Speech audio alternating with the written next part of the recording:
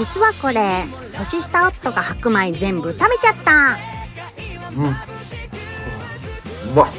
やみつきヤンニョム豚こま、ワンパン10分でパパッと作ってくよ。